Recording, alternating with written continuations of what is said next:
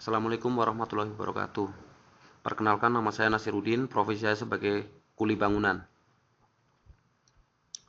Sebelum dan sudahnya saya mohon maaf apabila ada kata-kata yang kurang berkenan di hati saudara-saudara semua. Di sini saya akan coba mendemonstrasikan ide saya.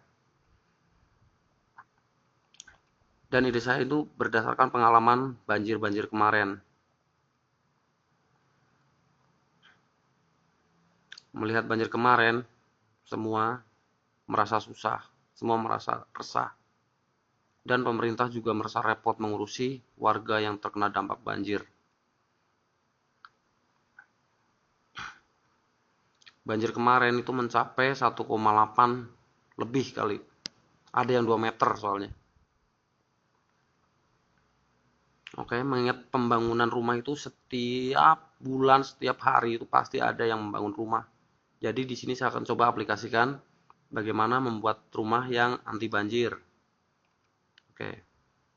Tapi nggak lupa pula mungkin pemerintah di sini harus ikut andil juga, yaitu mengenai tata IMB, peraturan IMB.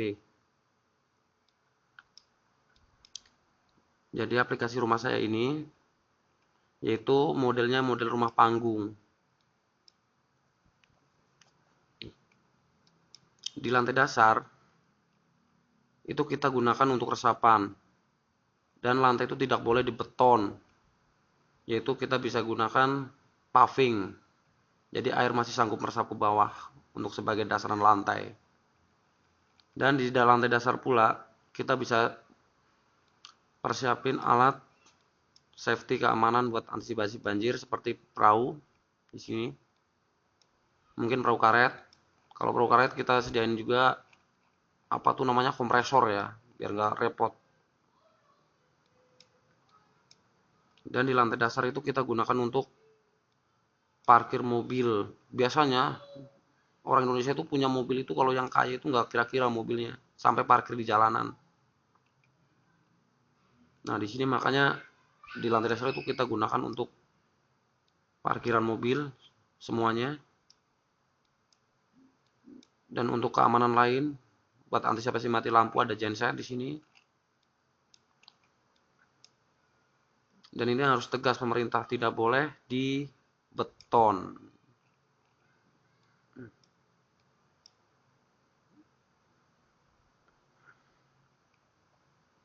Biasanya kita izin lantai, misalkan izin 2 lantai gitu ya. Ini pemerintah harus menegaskan itu pembangunan tuh harus 3 lantai. Tapi ngitungnya itu lantai dasar itu jangan lantai 1, jangan lapis pertama. Kalau di papan kuning itu ada berapa lapis gitu ya. Itu lantai dasar itu jangan dihitung. Ngitungnya dari lantai 2 itu jadi lantai 1, lantai 3 jadi lantai 2, seperti itu. Karena di lantai 2 yang jadi lantai 1 ini kita gunakan ada ruang tamu di sini, dapur, ruang keluarga, dan lain-lain. Jadi tujuannya bila ada banjir, itu semua safety. Dan aktivitas itu masih kita bisa lakukan di rumah. Di lantai 2, di sini, ini lantai 3 jadi lantai 2 gitu. Di sini kita gunakan untuk kamar, kamar utama, dan kamar lain. Oke.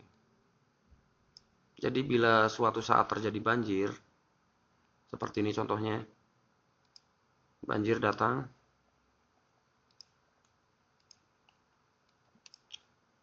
kalau sudah mempunyai rumah seperti ini, itu masih bisa melakukan aktivitas itu sendiri, dan masih bisa membantu orang yang kena banjir. Itu lebih baik, karena dia punya kapal sendiri, punya perahu karet,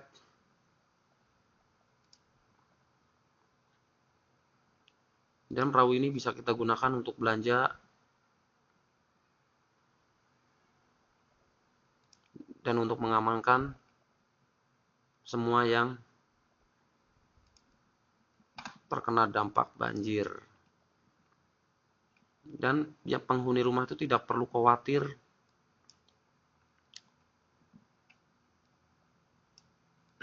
dan tidak perlu was-was lagi karena dia aman.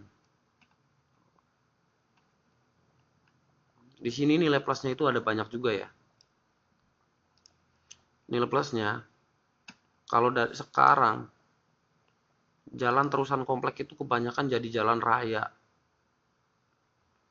buat ngindarin macet.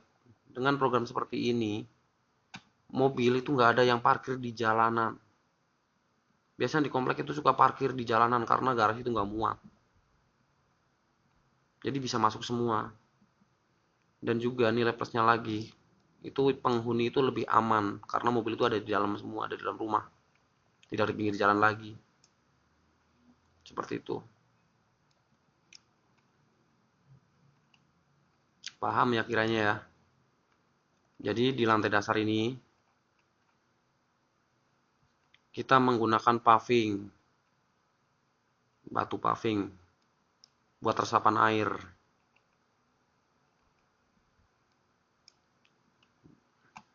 Begitu. Sekian, terima kasih. Wassalamualaikum warahmatullahi wabarakatuh.